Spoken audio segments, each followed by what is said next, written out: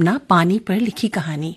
दोस्तों, आज जो कहानी हम आपको सुनवाने जा रहे हैं उसका नाम है सुरतिया और इसे आपके लिए लिखा है वंदना अवस्थी दुबे ने। तो आइए सुनते हैं ये कहानी।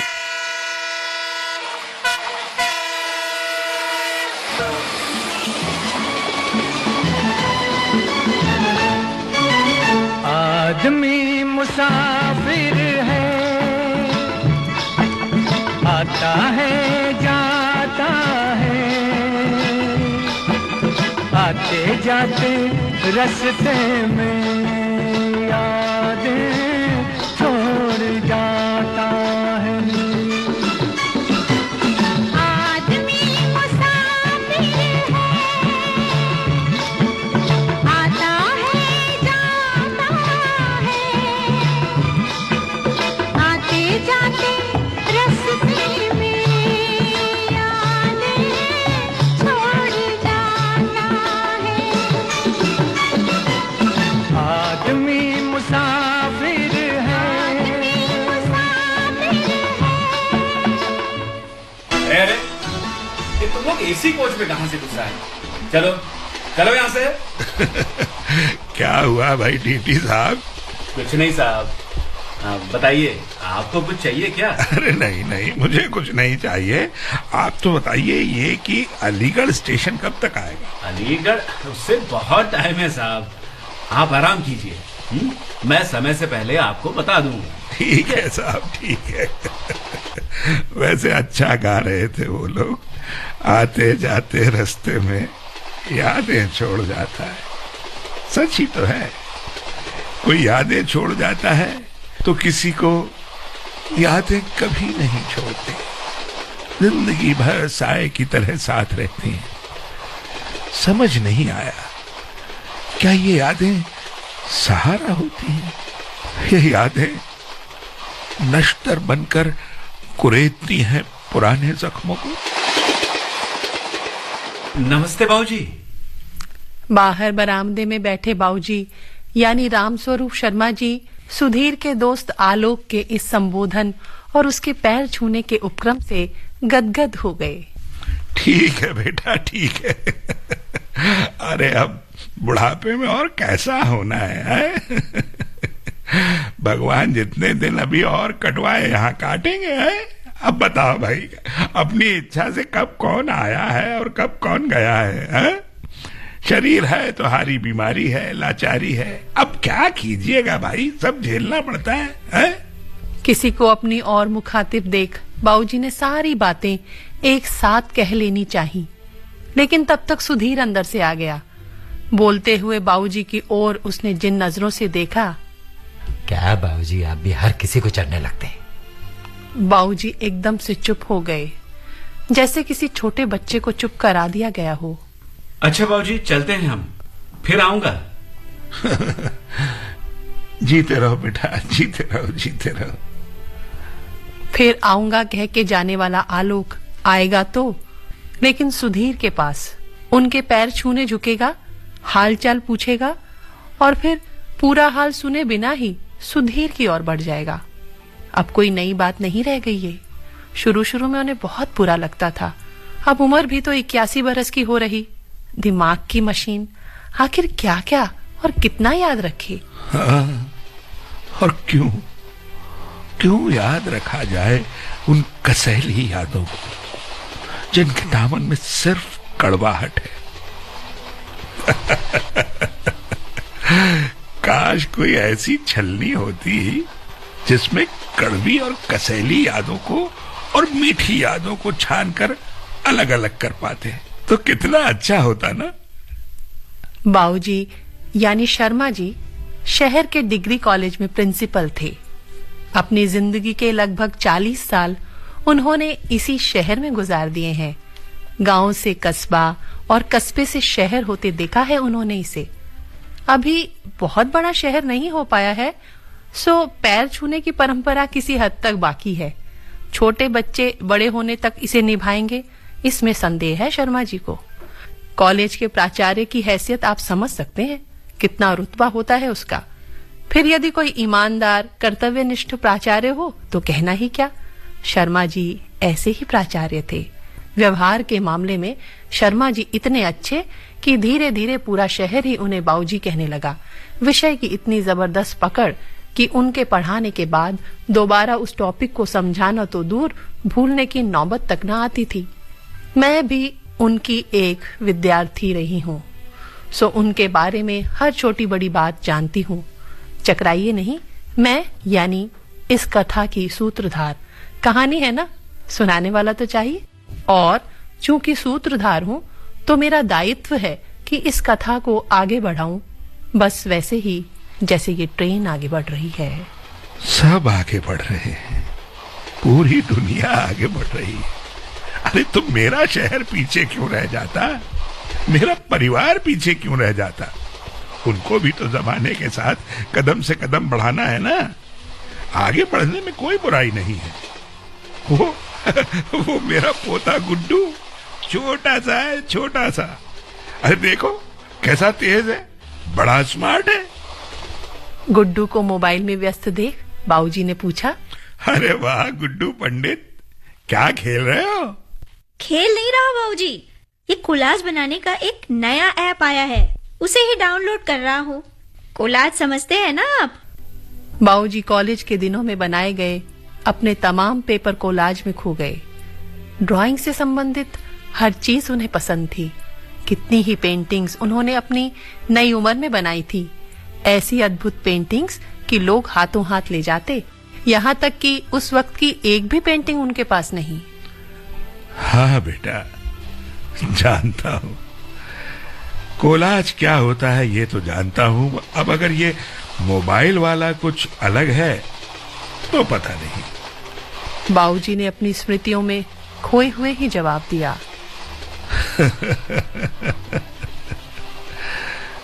कोलाज, अरे वो भी मोबाइल से। जीते जागते रंगों का कोलाज, और वो भी मोबाइल से। भला उसमें भी कोई जीवन झलकेगा है?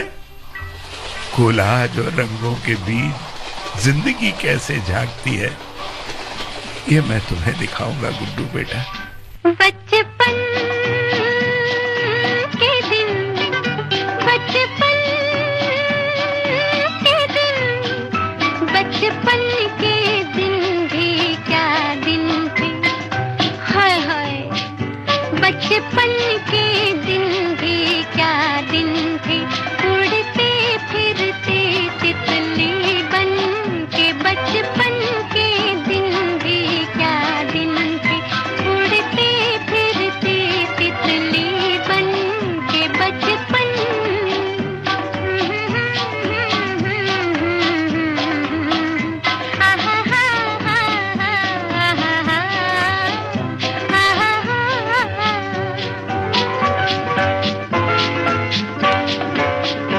वहाँ फिरते थे हम फूलों में पड़े, यहाँ ढूंढते सब हमें छोटे बड़े।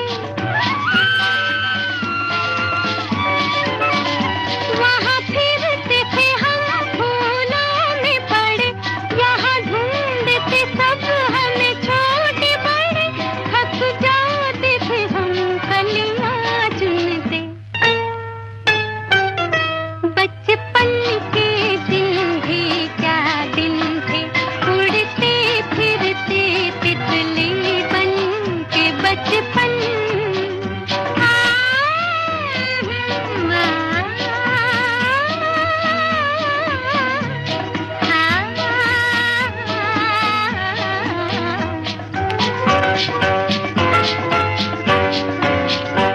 कभी रोए तो आप ही हंस दिए हम, छोटी छोटी खुशी, छोटे छोटे वो हम।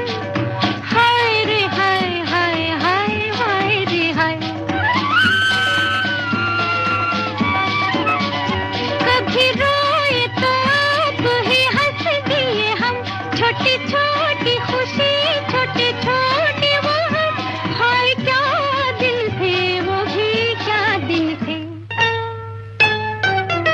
बचपन के दिन भी क्या दिन थे। उड़ते फिरते तितली बन के, बचपन।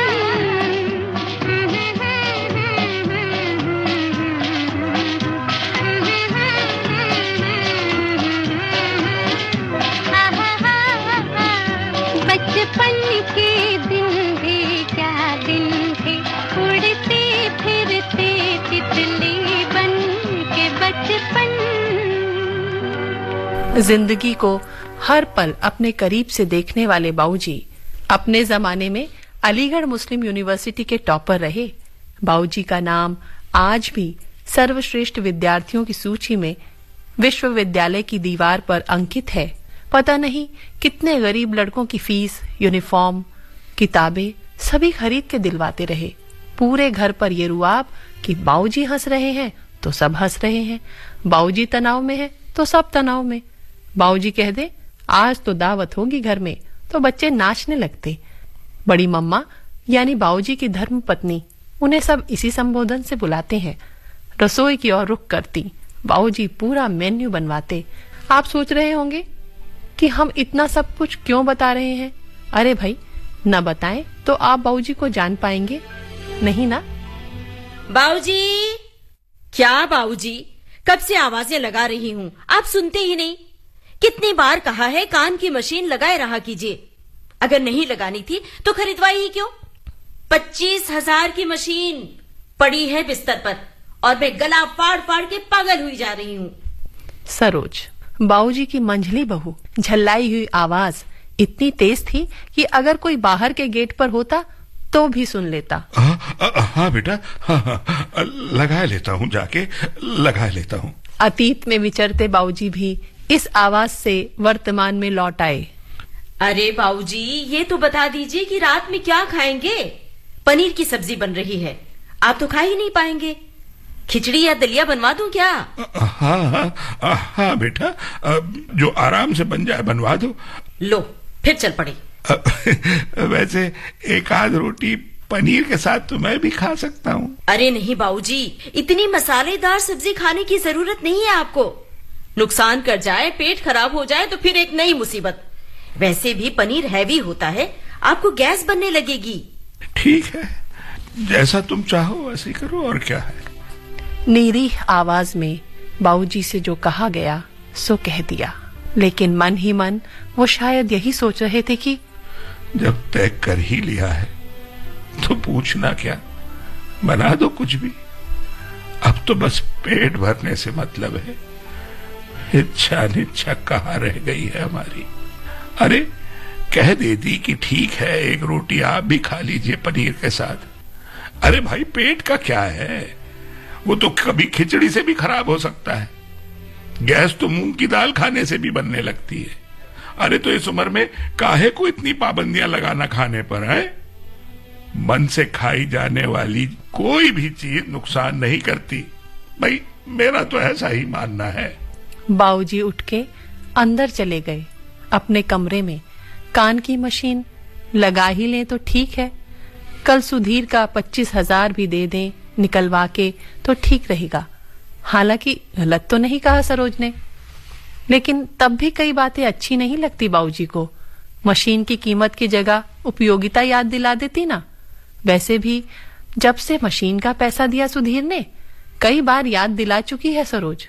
पहले तो उनका ध्यान ही नहीं गया था, लेकिन बाद में लगा कि जब पहली मशीन उन्होंने खुद पैसा देके खरीदी थी तब तो नहीं टोका सरोज ने कभी। कल कहेंगे सुधीर से ऑफिस से लौटते वक्त निकालता लाए। वैसे भी पैसे के मामले में बाऊजी कोताही नहीं करते। भगवान की दया से पेंशन के 35,000 रुपए मिल रहे हैं उन्हें। पूरे 15,000 निकलवा के रख देते हैं सरोज के हाथ पर। अरे बाबूजी, इसकी भला क्या जरूरत थी। अरे नहीं नहीं बेटा, सरकार दे रही है पेंशन, तो मुझे करना क्या है इसका बेटा। वक्त जरूरत के लिए भी है मेरे पास। महंगाई बहुत है, मैं जानता हूँ। रख लो, घर में काम आएंगे पैसे, रख लो। सरोज और सुधीर दोनों का ही महीने के पहले हफ्ते में मूड बहुत अच्छा रहता है, तब तक जब तक बाऊजी ने पैसा नहीं दिया। उसके बाद फिर रोज के ढर्रे पर ही उनका मूड भी चलने लगता है। लेकिन ये बुरा नहीं लगता बाऊजी को। टीवी ऑन करके बैठ गए बाऊजी। सीरियल वे देखते नहीं। न्यूज में एक ही न्यूज को इस कदर दिखाते हैं चैनल वाले कि बाऊजी उकता जाते हैं। सुबह का पढ़ा अखबार फिर से पढ़ने लगते हैं। जो कुछ छूट जाता है उसे खोज खोज के पढ़ते हैं। वैसे बहुत सी खबरें और खास तौर से संपादकीय पृष्ठ छूट ही जाते हैं सुबह। सुधीर एक ही पेपर लेता है ना, उसके दफ्तर में सारे अखबार आते हैं। सो कहता है काहे को दो दो पेपर लेना, एक पेपर आने से दिक्कत ये है कि बाबूजी को जल्दी से पढ़ के पेपर सुधीर को देना होता है। पहले वे आराम से पढ़ते रहते थे, तो एक दिन सुधीर ही झल्ला के बोला, क्या बाबूजी, सुबह से आप ही पकड़े हैं अखबार, जल्दी पढ़ लिया कीजिए ना, या फिर बाद में पढ़ा कीजिए। आखिर आपको करना ही क्या है दिन भर, चाहे जब पढ़िए बाद में। अब अपने ही लड़के को कोई क्या याद दिलाए कि पेपर तो सुबह ही पढ़ने का असली आनंद है। खैर, तब से जल्दी जल्दी हेडलाइंस पर निगाह डाल लेते हैं बाबूजी, लेकिन सुधीर के ड्राइंग रूम में आते ही पेपर उसकी ओर बढ़ा देते हैं। एक बार कहा भी बाबूजी ने, अरे सुधीर बेटा, मैं सोच रहा था कि अगर एक और पेपर मंगवाने लगते तो। बाबूजी, खबरें तो वही छपनी है दूसरे अखबार में भी, तो काहे को पैसा बर्बाद करना। आपके पास पूरा पूरा दिन खाली रहता है, आखिर करना क्या है आपको, पढ़े पढ़े अखबार ही पढ़ते रहिए। उसके बाद कुछ नहीं बोले बाबूजी। मन तो था कहने का कि वो दे दिया करेंगे 150 रुपए अलग से दूसरे अखबार का, लेकिन फिर नहीं कहा, चुप लगा गए। पता नहीं क्या सोचे बेटा बहू। एक समय के बाद बच्चे भी कितने पराये लगने लगते हैं। बाबूजी, बाबूजी, खाना आपके कमरे में ही भिजवा दूं या यहाँ आ रहे हैं? आवाज ऊंची करके पूछा सरोज ने, ताकि बाबूजी एक ही बार में सुन लें। जवाब देने से पहले उठ के डाइनिंग रूम की ओर चल दिए थे बाबूजी। अरे यार, वहीं दे दो ना, यहाँ कहाँ बैठेंगे, इतनी देर तक खाना खाते रहते हैं, वहीं दे आया करो उनके रूम में। सुधीर की आवाज पड़ गई थी बाबूजी के कानों में। उन्हें लगा लौट जाएं, लेकिन फिर आ गए टेबल तक अपनी कुर्सी के पास। उनकी कुर्सी पर गुड्डू, सुधीर का बेटा, बैठा था। सुधीर ने फौरन दूसरी कुर्सी की ओर इशारा किया बाबूजी को।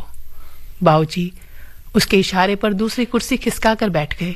वैसे आदत तो उन्हें अपनी उसी कुर्सी पर बैठने की है। अब आपको लगेगा कि भाई इसमें क्या फर्क पड़ता है, कहीं भी बैठ गए, लेकिन सबकी आदत होती है ना अपनी एक निश्चित जगह पर बैठने की। फिर बाबूजी तो सदियों से बैठते चले आ रहे हैं उस जगह। खैर, जब तक बड़ी मम्मा थी तब तक बाबूजी का वही पुराना रुतबा चल रहा था, लेकिन उनके जाते ही कितने अकेले हो गए हैं बाबूजी। बड़ी मम्मा के रहते उनका चाय, नाश्ता, खाना सब उसी अंदाज में चल रहा था जैसे रिटायरमेंट से पहले चलता था।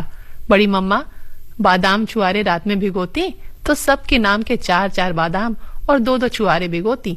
बाबूजी का हिस्सा निकाल के बाकी सरोज को थमा देती। दूध में उबाल के बादाम छुआरा देती, तब कहीं बाबूजी की दिनचर्या शुरू होती।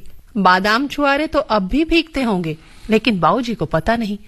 उनके पेट और बढ़ती उम्र का हवाला देकर ये चीजें अब बंद कर दी गई हैं। ठीक ही किया होगा बच्चों ने। बाबूजी, आपके फोन की घंटी बज रही है। बाथरूम के बाहर से सरोज ने चिल्ला के बताया। झटपट हाथ धो के बाबूजी बाहर निकले। उनके फोन की घंटी अब कम ही बजती है, सो उन्हें उत्सुकता थी। फोन कट गया था अब तक। उठा के देखा तो उनके पुराने साथी, सहकर्मी और घनिष्ठ मित्र राम बिहारी गौतम जी का फोन था। तुरंत फोन मिलाया बाबूजी ने।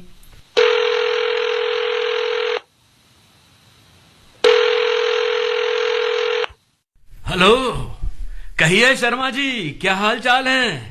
कब आ रहे हैं अपने गांव? गौतम जी, अरे बहुत अच्छा लगा भाई आपने फोन किया है। अब क्या बताएं, मन तो बहुत होता है आने का, लेकिन अब उम्र और ऊपर से ये कान की समस्या, अब क्या बताऊं मैं। तबीयत की तरफ से भी डर लगता है भाई, तो अकेले हिम्मत ही नहीं पड़ती है, जबकि मन में तो वही रहता है। अब क्या कहें, अब रहते यहाँ हैं और मन जो है गांव में रहता है। आप भी कहाँ लगे हैं तबीयत में? हाँ, तबीयत जब बिगड़नी होगी तब कहीं रहे, बिगड़ेगी ही। हाँ, सो तो है। और कान की भली कही। अरे कौन सा भाषण सुनने जा रहे हैं? टिकट कटवाओ, हाँ। बैठ जाओ ट्रेन में, हाँ? हम उतार लेंगे इधर। दोनों जने मिलजुल के रहें कुछ दिन तो लगे कि जिंदा हैं। कितनी खरी बात कही गौतम ने। मिलजुल के रहें तो लगे जिंदा हैं। बाबूजी, परसों सुनील और बहू आ रहे हैं कुछ दिनों के लिए। आप गुड्डू के कमरे में शिफ्ट हो जाइएगा, ताकि उन दोनों को आपका कमरा मिल जाए। बाथरूम भी अटैच है ना वहाँ, तो वही कमरा ठीक रहेगा उनके लिए। और आप अपना जरूरी सामान यहीं रख लीजिएगा। जरूरी सामान? शिफ्ट हो जाओ? अब मुझे मेरे ही कमरे से शिफ्ट कर दिया जाता है। कभी ये आ रहा है तो बाबूजी शिफ्ट हो जाओ, कभी वो आ रहा है तो बाबूजी शिफ्ट हो जाओ। अरे मुझसे ज्यादा तो ये इस सामान की अहमियत ज्यादा है, जिसे जरूरी कहा जाता है। इनका बाप इनके लिए जरूरी नहीं रहा, ये सामान जरूरी है। सुन रही हो ना सुधीर की माँ? अच्छा हुआ, बहुत अच्छा हुआ तुम चली गई, बहुत अच्छा हुआ। गुड्डू ने झटपट अपनी टेबल खाली कर दी थी। बाबूजी ने वहीं अपना सामान जमाया। 2-3 दिन खूब रौनक रही घर में। सुनील कोलकाता में है और उसकी बीवी बंगाली है। जाने के एक दिन पहले ड्राइंग रूम में दोनों भाई और उनकी पत्नियां बैठक जमाई थीं। वहां से आती आवाजों पर बाबूजी ने ध्यान लगाया तो समझ में आया कि उन्हीं के बारे में बात हो रही है। अब क्या बताऊं सुनील, तुम समझ नहीं पाओगे। बाबूजी हमेशा यही जमे रहते हैं, दिन भर घर में, कहीं आना जाना तो होता नहीं इनका।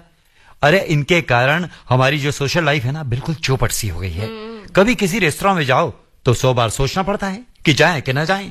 इनका क्या होगा? अरे एक जमाना हो गया इनके साथ घर से निकले हुए। अब भला मैं क्या क्या बताऊं सुनील भैया। कहीं बाहर जाना हो तो पहले बाबूजी का खाना बनाओ। ओफो, मेरी तो कमर ही टूट जाती है दिन रात इनकी सेवा टहल करने में। और इस सेवा टहल का कोई जस नहीं है। हाँ तो और क्या क्या बताएं यार, तुमको कितनी समस्या है। You don't believe it.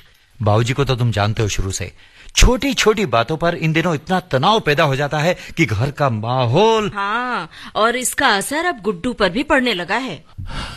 ये क्या कह रहे हैं ये लोग, क्या कह रहे हैं ये लोग? मैं तनाव पैदा कर देता हूं? मेरी सेवा टहल में इसकी कमर टूट जाती, मेरी बातों का असर गुड्डू पे पड़ता है, इनकी सोशल लाइफ खत्म हो रही, रेस्टोरेंट में नहीं जा पाते। हे भगवान, ये क्या सुन रहा हूं?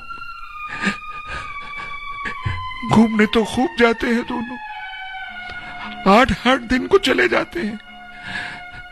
खाना बनाने के लिए वो गायत्री आती है, वही बेचारी ख्याल रखती है। मेरी दवा दारू सब वही तो देखती है। हे प्रभु, यही सुनने और देखने के लिए जिंदा रखा है तूने मुझे। मेरे कारण ये सब एक बंधन में बंधे हैं। अब तो प्रभु तू ही मुझे इस जीवन के बंधन से मुक्त कर दे, मुक्त कर दे प्रभु, मुक्त कर दे। नादान ना समझ पागल दीवाना,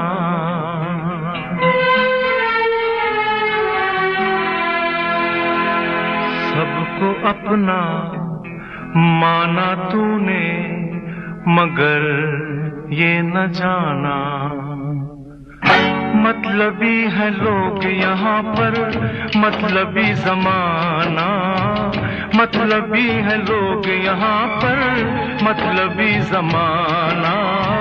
सोचा साया साथ देगा, निकला वो बेगाना, बेगाना, बेगाना।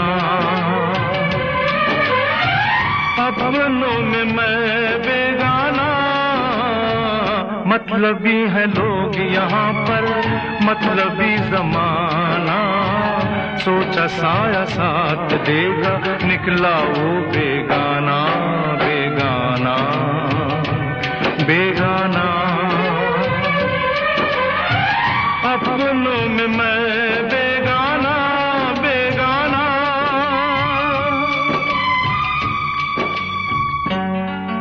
ये बात तो मुझे भी समझ में आ रही थी कि बाबूजी जैसे शांत स्वभाव वाले व्यक्ति को भी ये दोनों पति पत्नी अपने पास नहीं रखना चाहते। इतना पैसा देते हैं बाबूजी, तब भी इन्हें परेशानी है। एक भी काम बाबूजी के मन का नहीं करते और बाबूजी फिर भी चुप रहते हैं। कोई बकर बकर करने वाला बुढ़ा होता तब आती इनकी अकल ठिकाने। लेकिन भैया हम दोनों ही नौकरी करते हैं, और फिर कोलकाता जैसा शहर, कभी कोई इमरजेंसी आ जाए, तबीयत बिगड़ जाए अचानक, तो कहां ले जाएंगे? हर अस्पताल 20 किलोमीटर दूर है। और फिर शर्मिला को हिंदी बहुत समझ में भी नहीं आती, और ये समझ भी ले तो बाबूजी को इसकी हिंदी समझ में नहीं आएगी। कमाल है यार सुनील, हम लोगों ने पट्टा लिखवाया है क्या इनके लिए? जीवन भर इनका बोझ हम ही लाते रहेंगे बस। अरे शांत हो जाइए ना, शांत हो जाइए, इतना गुस्सा ठीक नहीं है। अब सुनील भैया, आप बुरा न मानिएगा, इनको गुस्सा ज्यादा आ जाता है, पर बात तो पते की कह रहे हैं। शर्मिला को हिंदी नहीं आती, ये तो कोई बात नहीं हुई। शर्मिला नौकरी करती है तो हम यहाँ कौन सा खाली बैठे हैं? उसे तो तनख्वाह मिलती होगी, हम तो मुफ्त की चाकरी बजा रहे हैं। हाँ, आखिर हमें भी थोड़ा सुकून चाहिए, हम भी तो पति पत्नी की तरह जी लें। उम्र पूरी बीती जा रही है। और सुनील भैया, शर्मिला को भी तो बाबूजी की सेवा टहल का पुण्य मिल जाए। इना चोल बे सुधीर दा। ए बाऊदी, इका बोलता है, हम तो डेली मच्छर झोल बनाता है। बाऊजी will not feel comfortable at all, बोल देता है। वो तो वेजिटेरियन है ना। दैट इज द पॉइंट कैसे सुधीर। adjust करेगा? हाँ, बाबूजी को कैसे चलेगा ये सब? उन्होंने जिंदगी भर कभी अंडे को छुआ नहीं। कमाल है कि अंडा नहीं खाते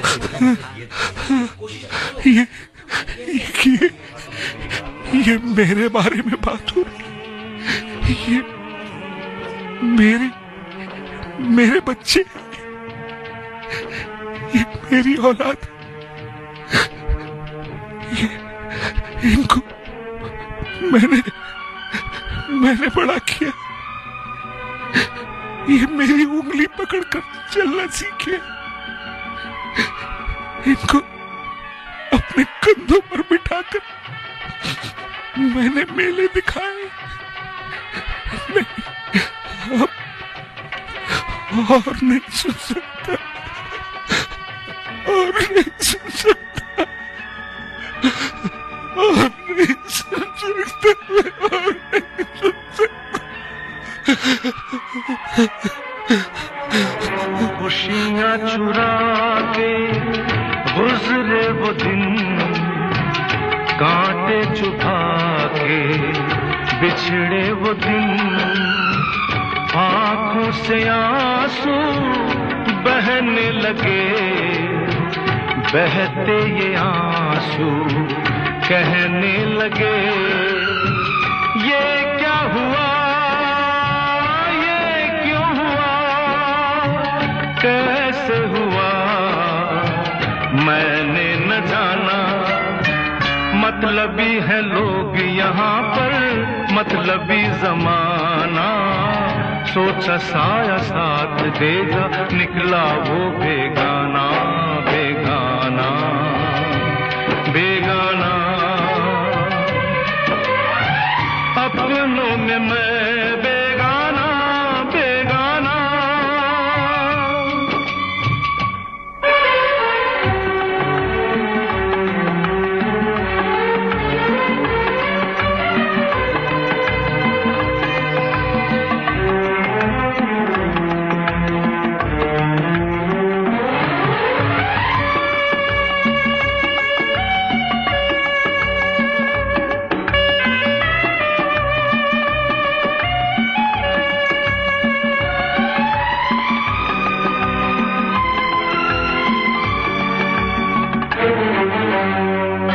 जिंदा है लाशें, मुर्दा जमी है, जीने के काबिल दुनिया नहीं है।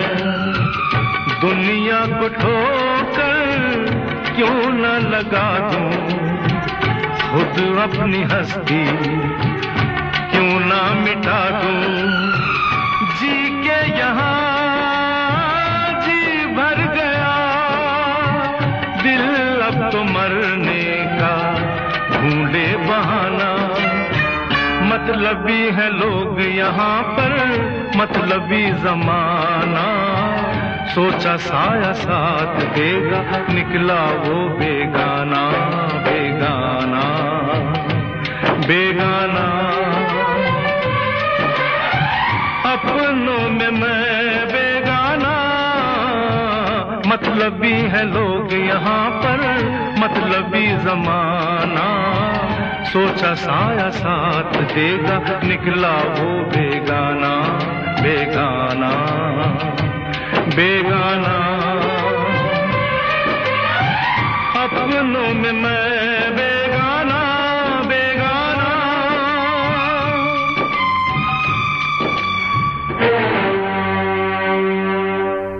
आज उन्हें चारों ओर अंधेरा नजर आ रहा था और याद आ रही थी अंतिम समय में कही गई मम्मा की वो बातचीत। सुधीर के बाबू, ये लड़के तुम्हारे रहने का फैसला करे, खुद पर बोझ समझे, उसके पहले तुम्हें अपना फैसला लेना है। सही कहा था तुमने, सही कहा था, सुधीर की बात सही कहा था। सुबह जब सुधीर उठा तो बाबूजी तैयार होकर ड्राइंग रूम में बैठे थे। अरे कहाँ की तैयारी है बाबूजी इतने सवेरे से? कुछ नहीं बेटा, वो गौतम जी बहुत दिनों से बुला रहे थे ना, तो अब क्या है कि हम दोनों एक ही अवस्था के लोग हैं। अब वो भी अकेले हैं तो कुछ दिन अब उनके पास रहने का मन है तो हम जा रहे हैं। अरे जा रहे हैं, लेकिन टिकट? टैक्सी करके जाऊंगा बेटा, ट्रेन वेन में यात्रा करने की इच्छा नहीं है।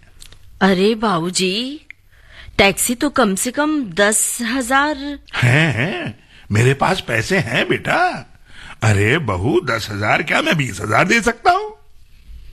बाबूजी का खोया हुआ आत्मविश्वास चमक रहा था चेहरे पर। अरे बाबूजी, अब जा रहे? मेरे प्रोजेक्ट का क्या होगा? देखिए आपने मुझे प्रॉमिस किया था कि गुड्डू बेटा तुम्हारा प्रोजेक्ट मैं कंप्लीट करवाऊंगा। और ये तो नेशनल एग्जीबिशन है बाबूजी, और इसमें फोक पेंटिंग बनानी है। Folk painting. चुप कर गुड्डू, चुप। Mumma, you know folk painting. अरे गुड्डू, अरे बाबूजी कैसे बनवाएंगे पेंटिंग? उन्हें आती है क्या? मैंने करीम भाई से बात कर ली है, वे पेंटर है ना, सो बढ़िया पेंटिंग बनवा देंगे। समझ क्यों नहीं रहे हो? मुझे ना वो पेंटर वाली पेंटिंग नहीं चाहिए, उसमें ना नंबर नहीं मिलेंगे। कई लड़के बनवा रहे हैं उनसे। मुझे तो ना वो बाबूजी वाली ही पेंटिंग चाहिए। अरे मुझे फर्स्ट आना है भाई। और तुम्हें पता नहीं शायद, बाबूजी तो कोलाज भी बना लेते हैं। अरे काहे का कोलाज बनाना है? टैक्सी आ गई थी और बाबूजी पूरे ठसके के साथ उस पर सवार होकर हाथ हिलाते हुए चले गए। गुड्डू ने किसी प्रकार राम राम करते हुए 1 महीना गुजारा। घर में और लोगों को तो पता ही नहीं चला, लेकिन गुड्डू का मन बाबूजी के बिना नहीं लग रहा था। वैसे मम्मी को भी उसने कई बार पापा से कहते सुना था, कमाल है सरोज यार, खाने में फिर वही लौकी, कल कद्दू, फिर लौकी, क्या भूल जाओ पनीर और कोफ्ते। हाँ, इतनी तनख्वाह में लौकी और कद्दू ही मिलेंगे। क्या तमाशा है ये? जब से बाबूजी गए हैं हाथ बांध के खर्च करना पड़ रहा है। बाबूजी के 15,000 बहुत बड़ा सहारा था। अब समझ में आ रहा है घर कैसे चलता था। हाँ? बात तो तुम ठीक ही कह रही हो। लेकिन मम्मा, अब इतनी चिंता क्यों कर रही हो? डोंट वरी, मैं जानता हूँ कि बाबूजी जरूर आएंगे। तुम्हें कैसे पता कि बाबूजी जरूर आएंगे?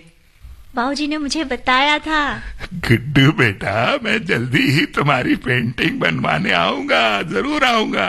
चिंता मत करो बेटा, अभी तो टाइम है ना एग्जीबिशन में। गुड्डू बेटा, क्या सचमुच बाबूजी ने तुमसे कहा था? हाँ पापा, आपको क्या लगता है मैं क्या झूठ बोलूंगा? गुड्डू ने सच ही कहा था और अगले दिन सुबह बाबूजी आ भी गए। बाबूजी के आते ही गुड्डू लिपट गया उनसे। सरोज को भी लगा जैसे घर भर गया हो फिर से। आते ही बाबूजी ने 1.5 मीटर लंबा और 1.5 मीटर चौड़ा प्लाई का टुकड़ा मंगवाया। दूध वाले से कहकर गोबर तो पहले ही रखवा लिया था, उसका घोल बनाया एक बाल्टी में और ब्रश से पूरी प्लाई पर एक कोट किया। सरोज कहती ही रह गई कि भाई पहले आराम कर लो, लेकिन बाबूजी अपने इस भूले बिसरे काम को करने में बेहद मगन थे। एक कोट करने के बाद ही वे अपने कमरे में गए, थोड़ा आराम किया और फिर काम में लग गए। अब दूसरा कोट किया गया, 1 घंटे बाद तीसरा कोट। अब प्लाई एकदम गोबर से लीपी गई चिकनी जमीन जैसा दिखने लगा था। बाबूजी ने अपने सधे हुए हाथों से 50 बिंदु बनाए खड़िया मिट्टी के सफेद घोल से और फिर उन्हें मिलाने लगे। 2-2 बिंदु मिल रहे हैं, कलाकृति आकार ले रही है धीरे धीरे। अगले 1 ही घंटे में बाबूजी ने बुंदेलखंड के प्रसिद्ध सुरतिया को बोर्ड पर उतार कर रख दिया था। ये कलाकृति बुंदेलखंड के हर घर में बनाई जाती है दीपावली के समय। बगल में बैठा गुड्डू पूरे मनोयोग से देख रहा था बाबूजी को काम करते हुए, और जब पेंटिंग तैयार हुई तो हक्का बक्का सा देखता रह गया। झूम उठा गुड्डू। सुधीर और सरोज भी भौचक से खड़े थे, जैसे भाऊजी का एक नया ही अवतार देख रहे हों। अगले 3 दिन उत्सव से बीते। गुड्डू की पेंटिंग प्रथम आई थी और फिर इसे दिल्ली ले जाया गया, जहां इसे लोक कला भवन में आयोजित राष्ट्रीय प्रदर्शनी में रखा गया, जिसका उद्घाटन राष्ट्रपति महोदय ने किया और इस पेंटिंग की जी खोल के तारीफ की। गुड्डू ने भी झूठ नहीं बोला था और खुल के बताया भी कि ये पेंटिंग उसके 80 वर्षीय दादाजी ने बनाई है। अगले दिन राष्ट्रीय प्रादेशिक सभी अखबारों में बाबूजी की सूरतियां बाबूजी की तस्वीर के साथ चमक रही थी। सुधीर और सरोज बेसब्री से इंतजार कर रहे थे कि कब पेंटिंग वापस आए और कब वे उसे अपने ड्राइंग रूम की दीवार पर लगाएं। और इधर शहर के तमाम ऐसे लोग जो कभी सुधीर के घर आने पर बाबूजी को प्रणाम तक करने में कतराते थे, आज बाबूजी को घेरे हुए हैं, हाथ जोड़े एक पेंटिंग उनके लिए भी बना देने की प्रार्थना कर रहे हैं। और बाबूजी के चेहरे पर सुकून भरी मुस्कान है, आंखों में जिंदा होने का एहसास है। जिंदा होना और जिंदा होने का एहसास दोनों अलग अलग बातें हैं। रिटायरमेंट के बाद शायद मैं सिर्फ जिंदा था, लेकिन मेरे पोते गुड्डू ने मुझे एक वजह दी, और अब मैं जिंदा होने के एहसास के साथ जिंदा हूं। अब मैं अपनी जिंदगी को पूरी जिंदा दिली के साथ जीऊंगा। रुक जाइए ना, कहाँ जा रहे हैं आप? कहीं नहीं जा रहा हूं बेटा, कहीं नहीं जा रहा हूं। बस जिंदगी को एक बार और नजर भर देख लेना चाहता हूं। तू चिंता मत कर बेटा, तू जब भी कहेगा मैं तुरंत आ जाऊंगा तेरे कोलाजों में जिंदगी का एक और नया रंग भरने के लिए। कभी पेड़ का साया पेड़ के काम न आया हो, कभी पेड़ का साया पेड़ के काम न आया। हर सेवा में सभी की उसने जन्म बिताया हो। कोई कितने ही फल तोड़े, अरे हो कोई कितने ही फल तोड़े, उसे तो है ढलते जाना रे। उसी राह पे राही चलते जाना रे। तेरी अपनी कहानी ये दर्पण बोल रहा है हो, तेरी अपनी कहानी ये दर्पण बोल रहा है। भीगी आंख का पानी हकीकत खोल रहा है हो। जिस रंग में ढाले अरे हो, जिस रंग में ढाले वक्त मुसाफिर ढलते जाना रे। उसी राह पे राही चलते जाना रे। दोस्तों, अभी आप सुन रहे थे ये कहानी सुरतिया, जिसे आपके लिए लिखा था वंदना अवस्थी दुबे ने। ये कहानी आपको कैसी लगी, आपकी प्रतिक्रियाएं जानने के लिए हम बेताब हैं। तो आप चाहें तो हमें ईमेल लिख सकते हैं। हमारा ईमेल एड्रेस नोट कर लीजिए, fmgoldAIRdelhi@gmail.com। आप चाहें तो हमें व्हाट्सएप संदेश भी कर सकते हैं। हमारा व्हाट्सएप नंबर है 9868868753 9868868753। तो इसी के साथ कार्यक्रम पानी पर लिखी कहानी इसको यहीं समेटते हैं। रश्मि कुकरेती को दीजिए आज्ञा। नमस्कार।